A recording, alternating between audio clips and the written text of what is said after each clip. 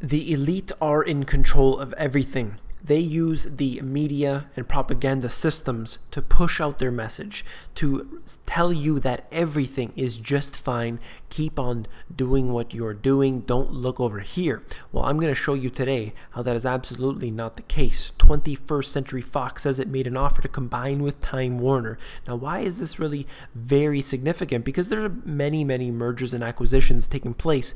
However, this one would have been very huge. A merger between 21st Century Fox and Time Warner, which would reduce the control of major Hollywood studios to 5 owners from 6 and major television producers to 4 from 5. So right here, you're getting close to one single corporation owning it all in terms of media. They are getting closer and closer to essentially a state-run media, which is practically what it is already. That's why it's very important to look into the alternative media. Of course, that means the good ones out there, because there are many who are not. But what I'm trying to say here is that the media is owned and controlled by a very small group of people. And it is not just the media. It is 147 companies that control everything. And this is out of Forbes article, but it was basically the Swiss Federal Institute of Technology in Zurich. They looked through this database, millions and millions of companies. They took it all, they put it all together, and they found that 147 companies control everything.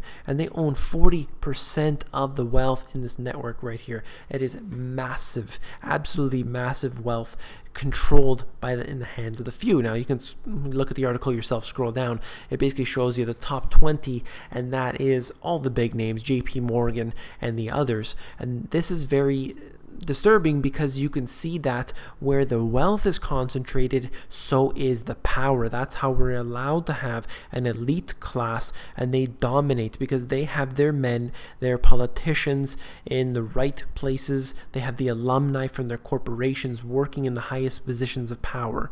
Now, speaking of which, this is Barack Obama, Mitt Romney, both topping $1 billion in 2012. So they're receiving these campaign contributions that are absolutely absurd, shouldn't even be allowed. But here they are, both topping $1 billion here in 2012, receiving all sorts of money. And you know that these individuals are just going to do what their masters are telling them. They're receiving a few $100 million from JP Morgan, for example. Of course, JP Morgan is going to get a bailout when the time comes. They're going to get the favorable regulations. Their men are going to be put into the higher positions of power. When it comes time to ask for advice, they're going to go to JP Morgan to ask for advice. That's how this works, and that's why I say that it is very important to look at this. The politicians are unfortunately compromised.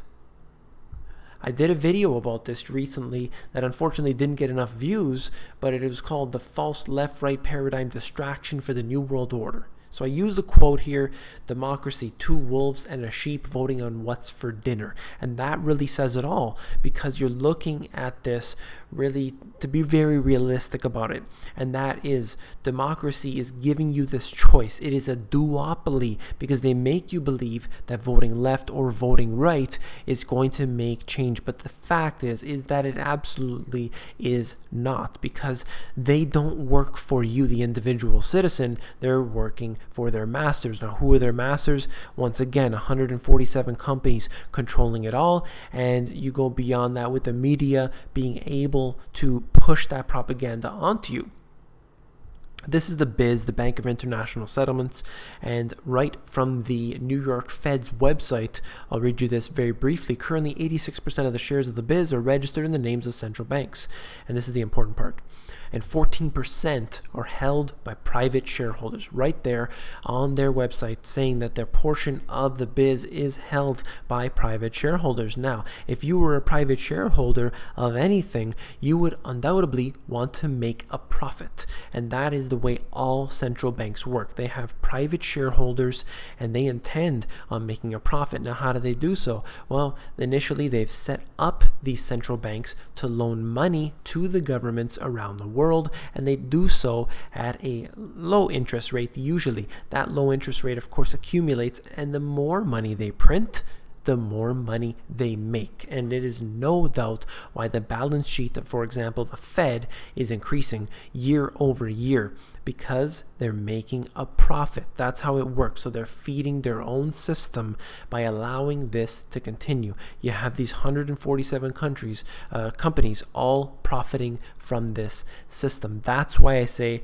that we have to end the Fed. We need to look at this and really get our heads straight and realize that the control of all of the wealth, all of the governments around the world, all these corporations, all controlled by the hands of the few. If you like this video, please give me a thumbs up, and don't forget to become an insider. It is very important. It is totally free. It's where you get all the best information, and that is at themoneygps.com.